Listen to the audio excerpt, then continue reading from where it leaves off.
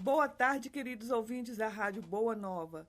Iniciamos aqui, nas Minas Gerais, o programa Perante a Eternidade, a oportunidade de reescrevermos nossa história. Queremos deixar para vocês, aqui no início, o site da Rádio Boa Nova. É www.radioboanova.com.br.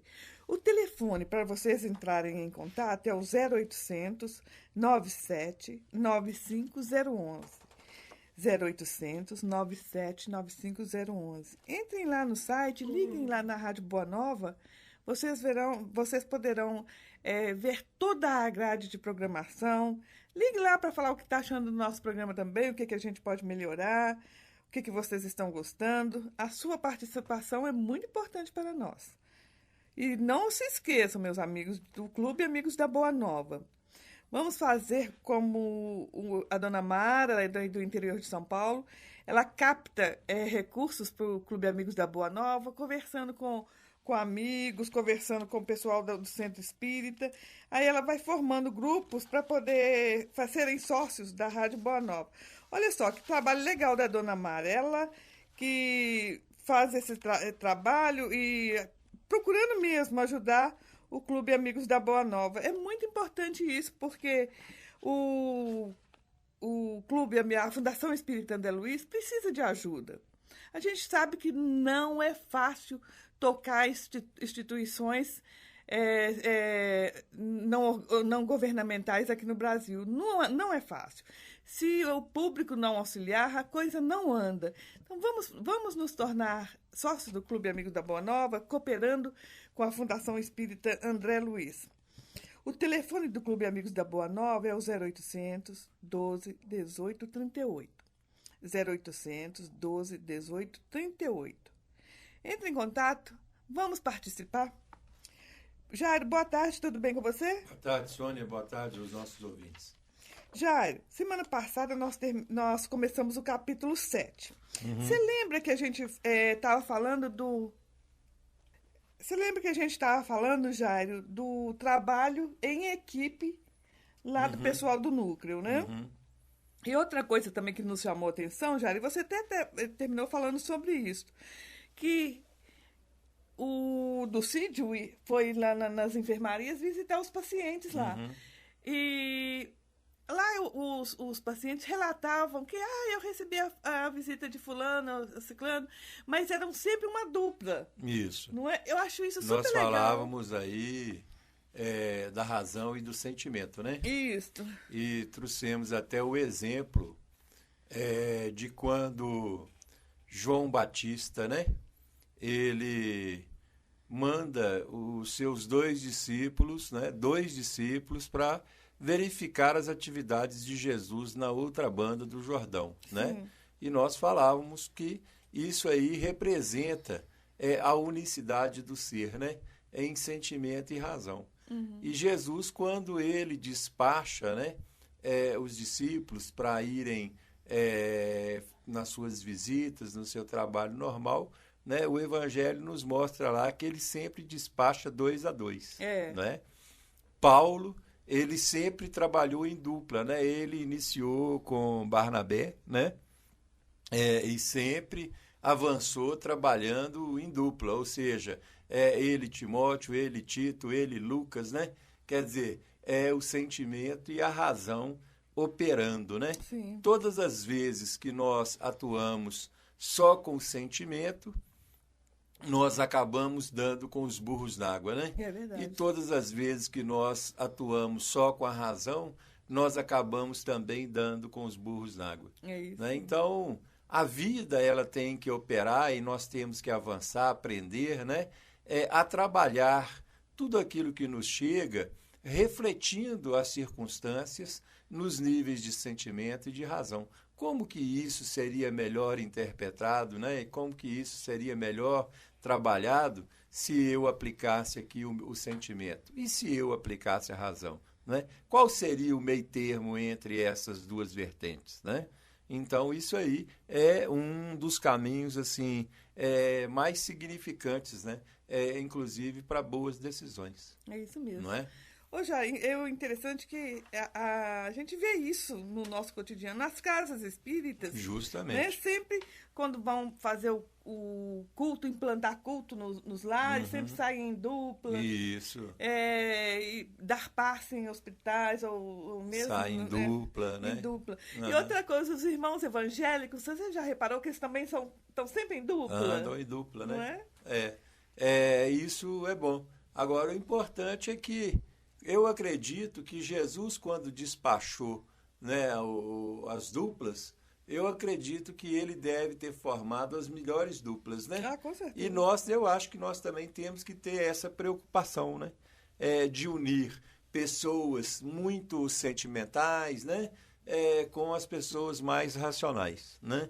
Por quê? Porque isso aí traz o equilíbrio nas ações. É verdade. Não é? É isso mesmo. Porque se a gente despacha dois emocionais, vira um caos, né? Dando a todo mundo chorar lá. É verdade. E se a gente despacha dois racionais demais, né?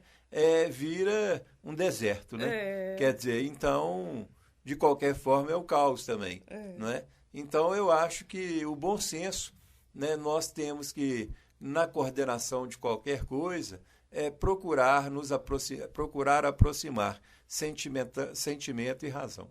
É isso mesmo. Não é? É isso mesmo. Bem orientado. Ô, Jário, é interessante essa questão, né? Aliar a razão e o sentimento. A razão e o sentimento. Se a gente tivesse essa condição emocional, de fazer isso na nossa vida, no nosso cotidiano, seria uma beleza na nossa vida, não seria? Verdade. Agora, a gente observa que os espíritos, né, aqueles espíritos que nós acompanhamos a história, os espíritos assim de maior envergadura, né, de maior evolução, esse sentimento e razão, essa dualidade, eles já possuem muito bem estruturado em si mesmo. Olha, Jário, você tocou num ponto assim, extremamente legal, sabe por quê? Eu tenho feito essa análise de espíritos extremamente dóceis. Sheila, Meimei, né, e por aí vai. Mas também firmes. Firmes, justamente. Não é? Justamente. Esses espíritos, eles possuem isso já como um campo de domínio, né? Então, isso mostra a envergadura, né, dessas individualidades que conseguem navegar sobre pessoas, circunstâncias, né, já nessa dualidade, sentimento e razão. Né? Eles sabem amparar com o sentimento, mas eles sabem nortear com a razão. É isso mesmo. Não é? Eu terminei de ler um livro, já que a editora Itapuã lançou, chama Não Aceito Morrer. Sei. Tem uma personagem no livro que o nome dela é Carminha. Até não é um nome muito, muito positivo agora, não, já que tem uma Carminha que está... Que coisa, hein? Mas essa Carminha, ela tem isso, ela é doce, ela ajuda a personagem principal. Com doçura, mas com firmeza. Tá entendendo? Justamente. Na hora que é para poder falar assim, olha, não é por aí não. Ela fala com firmeza. Mas é de uma doçura que, assim, encanta a Carminha. Realmente, eu acho que esses dois pontos, eles são importantíssimos, né, nos processos de evolução. Isso. Como são importantíssimos para nós auxiliarmos qualquer um. Né? Igual eu, por exemplo, eu vejo o Evangelho, né? Se você olhar o Evangelho com muito sentimento, só sentimento, né? Ele vira até uma religiosidade piegas. Isso. Né? E não acrescenta já. E não acrescenta nada, né? Se você olhar o Evangelho muito racionalmente, né? Considerando, porque a vírgula aqui, porque esse acento aqui, né? Aí vira também um campo estéril, né? Como se fosse lá aqueles fariseus, né? Se julgando os donos da lei, né? Agora, quando você coloca sobre o Evangelho, né, pitadas de sentimento, pitadas de razão, o evangelho, ele sai dessa religiosidade piegas e passa a ser um instrumento terapêutico. Isso. Não é? Então, a gente tem que ter muito bom senso, né, na lida das coisas e procurar esse ponto de equilíbrio. É verdade.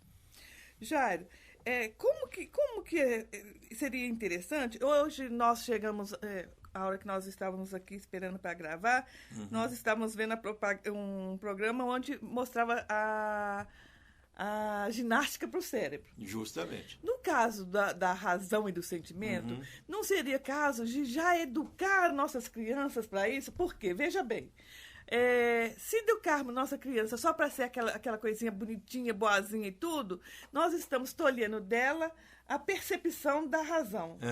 O ideal seria isso, né, Jair? A gente educar nossas crianças para já terem razão e sentimento. Sentimento, né? Eu vejo essa questão assim. Os pais, eles criam os seus filhos, né, para formarem, né? Então, para serem profissionais, e um cria o filho, né, para medicina, o outro para engenharia, o outro para psicologia, o outro para isso, para odontologia, para engenharia, né? E desde os primeiros instantes da vida, né, uma corrida muito grande em torno da cultura, né? Uma corrida assim terrível em torno da cultura. Só que os nossos jovens, os nossos filhos, eles se formam, mas se formam e continuam claudicando pela vida. Por quê? Porque eles foram criados para ser formados, mas eles não foram criados com personalidades de campeões. Entendi. Entendeu a questão? Entendo. Né? Quer dizer, então, a gente vê aí uma série de formados, seja no nível médio, nível técnico, nível universitário, pós-graduado, doutorado, né? Mas N pessoas carregadas aí de títulos, mas que não decolam. Sabe? E deprimidos. E deprimidos, né? E insatisfeitos com a profissão, e mal encaminhados, né? E, embora, às vezes, cheios das formações, são pessoas que já estão atiradas na vala comum. Não é? Quer dizer, então, aonde está essa questão? Né? Ora, é muito importante, né, que as nossas crianças, que os filhos, eles sejam, né, encaminhados, sejam preparados para essa formação. Mas nós temos que trazer para a nossa reflexão essa questão do campeão, é ou não é? Sim. O campeão. Há pouco tempo, nós tivemos aí os Jogos Olímpicos. Não é? Nós tivemos os Jogos Olímpicos. Eu não lembro o nome, porque, né, é tanta coisa que a gente esquece, a gente não guarda assim. Mas, se não me engano, no primeiro ou no segundo dia, nós tivemos uma jovem que foi medalha de ouro no judô. Sim. Não é? Sim. No judô. Ora, e eu acompanhei aquela luta, sabe? Eu acompanhei a eliminatória e vi que ela foi bem e continuei acompanhando. Quando eu observei o seguinte, olha, eu tinha quase que certeza que ela seria medalha de ouro, sabe? Eu sabia que ela seria medalhista. Sabe por quê? Porque desde a primeira luta que ela fez, ela entrou no tatame de uma forma destemida, entendeu? Ou seja... Já como vencedora. Como vencedora, não é? Ela entrou tomando iniciativa, né? Ela entrou tomando iniciativa. Ora, ela entrou tomando iniciativa, ela foi em cima das suas adversárias. E mais do que a iniciativa, ela levava nas suas iniciativas confiança. não é? Sim. Ela levava nas suas iniciativas confiança. O que faltou ao nosso pugilista, né? O Falcão, não é? Na última luta. Faltou ele ser melhor preparado psicologicamente, porque na última luta o que faltou para ele? Ele, inclusive, foi superior ao seu adversário, mas faltou a ele iniciativa. Entenderam? Entendeu? Né? Então, o que acontece com isso? Hoje, as empresas, né, nós podemos falar isso aí tranquilamente. Hoje, as empresas, as grandes empresas, não é? Elas estão aí muitas vezes claudicando em seus quadros de funcionário, procurando gente de iniciativa, não é? Agora, gente de iniciativa hoje tá raro, igual você achar agulha no palheiro, não é? Por quê? Me desculpe a crítica, né? Mas quem escolhe o sapato para vestir é mamãe. Não é?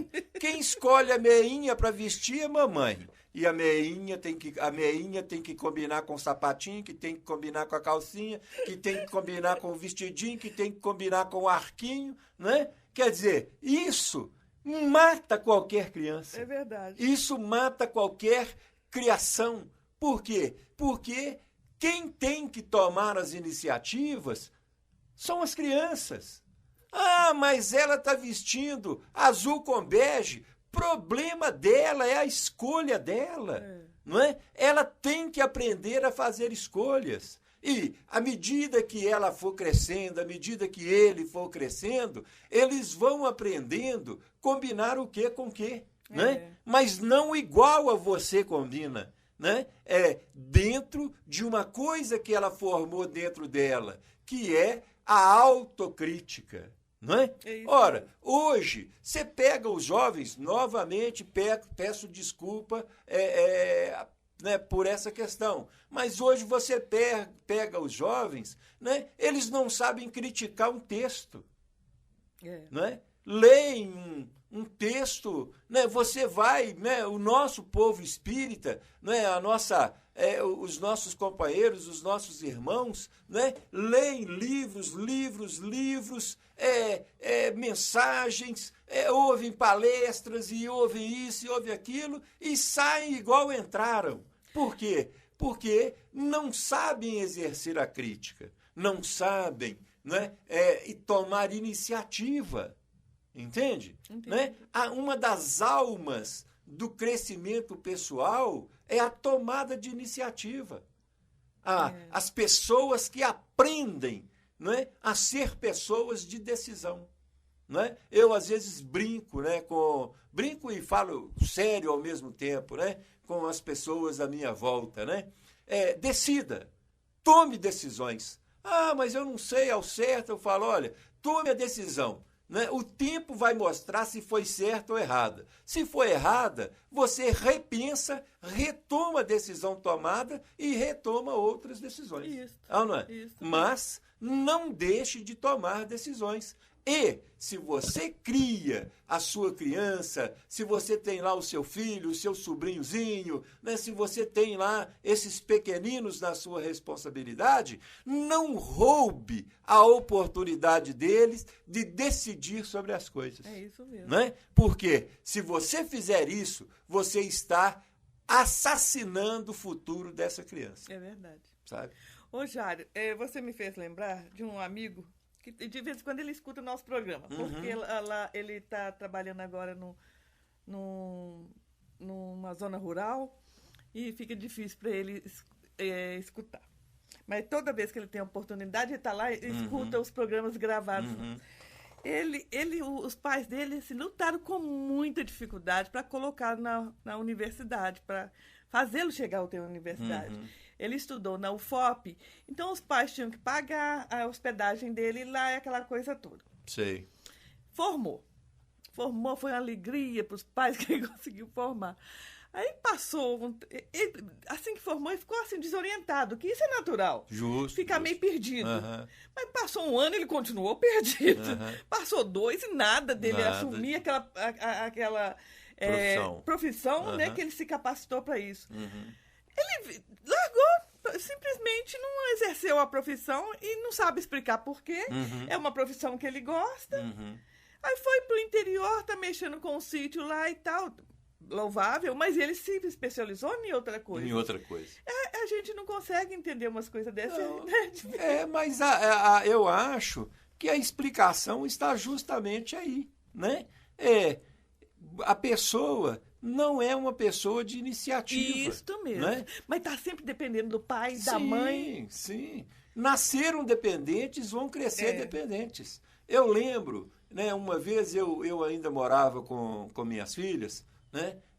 E eu tenho uma netinha, né? Que você sabe, a Juju, a Júlia, né? Isso. E eu tava lá sentado com ela e ela tava com o quê? Sei lá, uns 2 aninhos, 1 aninho e pouco, e nós lá no sofá, sabe? E ela tentando descer do sofá, com aquelas perninhas curtas e ela tentando descer do sofá. E eu fingi que eu nem estava vendo, né? Eu estava lá com um olho na televisão e o outro nela. Mas fingi que eu não estava nem aí. De repente, ela rebuçou no chão. Puf! Aí, que não sei o quê, eu não falei nada. Peguei ela e coloquei ela em cima do sofá novamente. Eu pensei o seguinte, você vai ter que aprender a descer desse sofá. Não é? E aí, como ela já tinha caído uma vez, ela ficou mais esperta, não é? E aí, em vez dela colocar o tronco, né, o primeiro assim, ela já foi ajeitando as perninhas, né? Passado o quê? Uns 3 minutos, ela desceu. Não é? Passado um pouquinho, ela subiu. E ela achou bom. Descer e subir. Ou seja, ela tomou as decisões dela. Ela fez a crítica da descida e superou o desafio. Ela mesmo resolveu a questão. Isso. Não foi papai, mamãe, nem vovô que foram lá. Que foram lá resolver o problema. Não é? Jário, vamos fazer um pequeno intervalo e voltamos já. Estamos de volta com o programa Perante a Eternidade. Caros ouvintes, quero convidá-los a conhecer o livro Não Aceito Morrer. Eu terminei a leitura, terminei ontem. Gente, é muito bom o livro, muito bonito. Conta a história de uma adolescente que entra em estado de coma depois de um acidente. E o desenrolar desse coma é, assim, surpreendente. É um livro muito envolvente, que prende demais a gente. O livro que eu gastaria normalmente uma semana para lê-lo, eu li em 2 dias, que eu não conseguia parar de ler. Então, conheçam o livro Não Aceito Morrer. Lá no nosso site, vocês terão degustação do livro. Entrem lá no nosso site, eu vou deixar aqui para vocês o endereço. É www.itapuãeditora.com.br. Vou repetir, www.itapuãeditora.com.br. E para conhecerem nosso blog, é só acrescentar /blog. O nosso telefone é o 31 3357 6550. Jário, mas voltando aqui ao nosso bloco anterior, a gente falava sobre essa dependência dos filhos. Como que tem pais que criam essa cultura de deixar que os filhos permaneçam dependentes deles, né, Jário? E isso, né, provoca, muitas vezes, a derrocada desses filhos, né?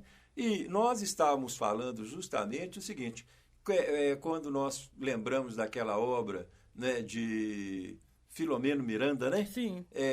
Nossos filhos são espíritos, né? Isso mesmo. Ora, é necessário fazer uma releitura dessa obra, né, para nós verificarmos a importância de prepararmos os nossos filhos não somente para esta vida dentro da matéria, não é? Mas, à medida que você prepara o seu filho, né, para ser pessoa de iniciativa, para ser pessoa de decisão, né, para ser uma pessoa que não tenha medo, né, de enfrentar desafios, nós também estamos preparando os nossos filhos para o futuro como espíritos imortais. Isso. Não é? Como espíritos imortais.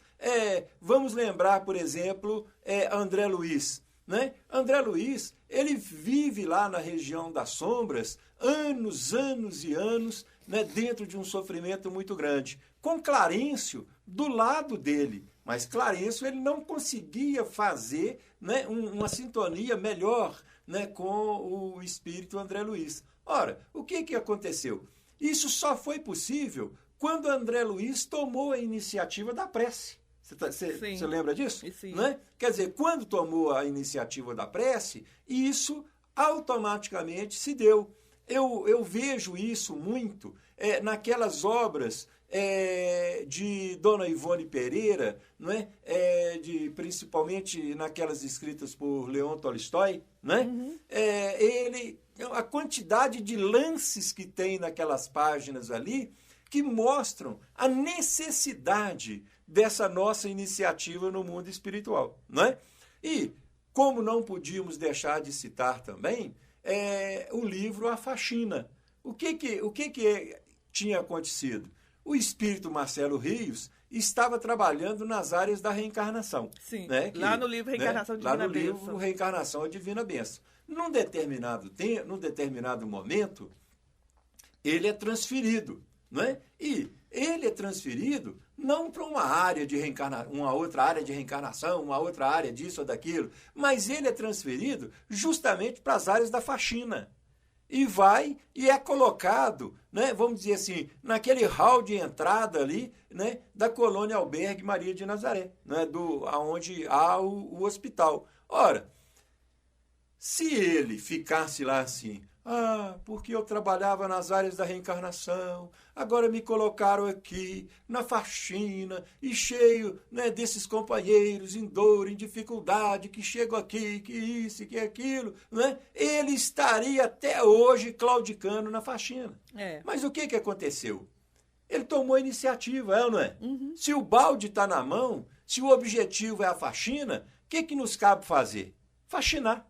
Não é? Isso mesmo. E faxinar da melhor forma possível. Você sempre cita, Jairo, a frase de Joana de Ângeles, lembra? Justo. Não é? A frase de Joana de Ângeles, quando ela diz assim, né? Aonde estiver, fruteça. Né? Ou seja, dê frutos. Agora, até para a árvore dar fruto, ela tem que tomar iniciativa. Né? A iniciativa da floração. Não é? E ela, né, vamos dizer, existe uma necessidade que é a necessidade de tomada de decisões. Né? Então, ele pegou o rodo, pegou as coisas e começou a limpar e viu uma pessoa, né? Ele vê uma pessoa procurando lá aquilo, aí ele chega perto da pessoa e fala com, né? A senhora está procurando alguém? Você lembra da mãe do Joabe? Né? A senhora está procurando alguém? Né? Né, anjo, né, que não sei o quê, quer dizer, aí nós vimos o seguinte, que tudo aquilo transcorreu porque alguém tomou iniciativa. Não é? Isso mesmo. Então, a iniciativa é vital nas nossas vidas, vital nas nossas vidas, né?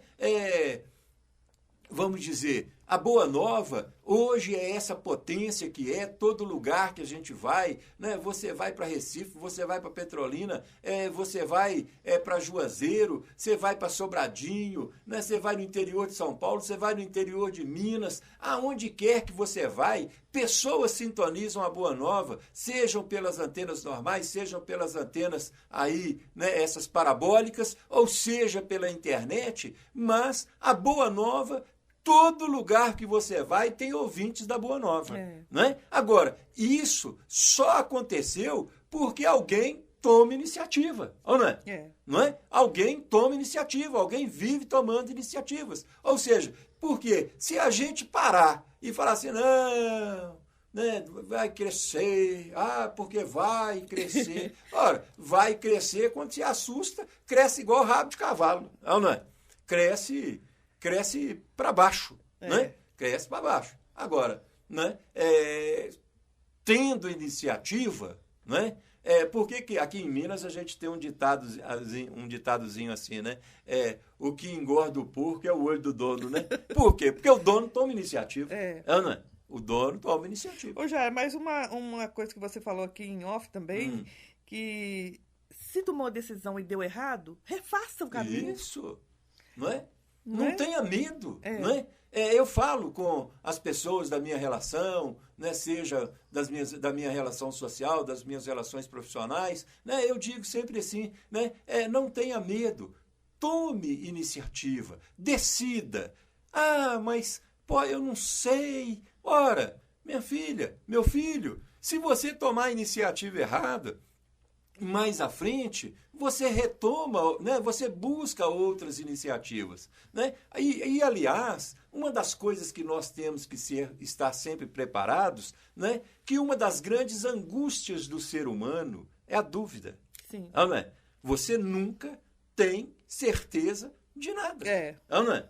Você nunca tem certeza de nada. Ora, nós chegamos aqui, né, para falar aos nossos ouvintes da Boa Nova, nós chegamos aqui simplesmente com o livro na mão. Não é? Só o livro na mão. E boa vontade, não é?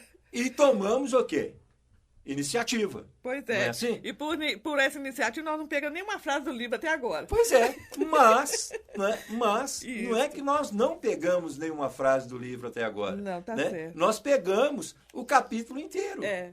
Nós estamos pegando o capítulo inteiro. Por quê? O que os espíritos estão nos mostrando aí? Né? A tomada de decisão e a não tomada de decisão. A tomada de iniciativa e a não tomada de iniciativas. Isso não mesmo. é? E aí foi que nós entramos com o assunto, né? Essa questão de não basta você se preocupar com a formação dos filhos, formação profissional.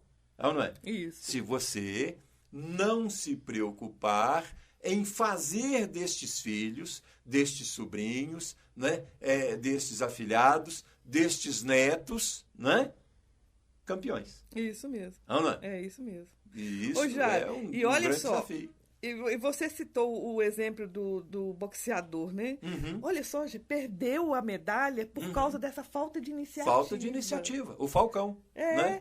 Olha só, e treinou o tempo inteiro, deu duro mesmo, se superou várias vezes e tal, mas naquele momento ele não conseguiu ir em frente porque ele estava todo preparado. Todo preparado, né? E aí você me faz lembrar de um outro caso, Jairo, dessas inseguranças. Isso na mediunidade é muito forte, né? Isso na mediunidade é uma coisa assim, é latente. E nós temos um amigo espiritual que a moça foi lá conversar com ele e falou assim, eu sou muito insegura, eu não consigo abrir a boca, eu não consigo falar. Eu sei que eu tô sentindo que o espírito quer passar, mas eu não consigo, eu travo. Aí ele fala assim, com ou sem segurança, fale. Porque, Jário... Tome iniciativa. Isto. Sabe por quê? A gente vê que a questão não era somente a insegurança, não. Era o medo da crítica. Justamente. Tá entendendo? É o que barra as pessoas a ter iniciativa, né? Isso mesmo. Porque a gente tá sempre dependendo... Vaidade. Isto. Nós estamos sempre dependendo da opinião do outro. Será que vou ser aprovado? E quando a gente tem essa preocupação, a gente não parte para a atitude. Justamente. A gente vê... Eu gosto de levar aos nossos ouvintes exemplos práticos. Sim. E exemplos assim que a grande maioria conhece. O futebol é assim, né? Nós temos, quando a gente vê o campeonato brasileiro, seja da primeira divisão, da segunda divisão, nós temos times de iniciativa e times sem iniciativa. Jogadores que têm iniciativa e jogadores sem iniciativa, né? Ora, isto faz a diferença. Ana, isto simplesmente faz a diferença. É verdade. Né? Tem um funcionário lá na empresa, ele é doido para receber aumento. Ana, o meu chefe não me aumenta, a empresa não me aumenta, né? Mas nem iniciativa para pedir aumento ele tem. Ana, é verdade. Quanto mais para resolver as coisas que são da competência dele. Ana, quer dizer... Ele chega ali de manhã e fica olhando o chefe igual um jacaré. Você tá rindo, Sônia? Não, eu tô rindo da pose que você fez já. Se os ouvintes pudessem ver. Mas ele fica olhando o chefe igual um jacaré, jacaré chocando o olho, chocando o ovo. Ele fica olhando lá. Enquanto o chefe não fala com ele assim, fulano, preenche esses formulários aqui. Ô, fulano, liga para Ciclano e para Beltrano. Liga para fulano. Ele fala assim, fala o quê? Não, fala com ele que nós estamos lançando um livro novo. Né? Qual?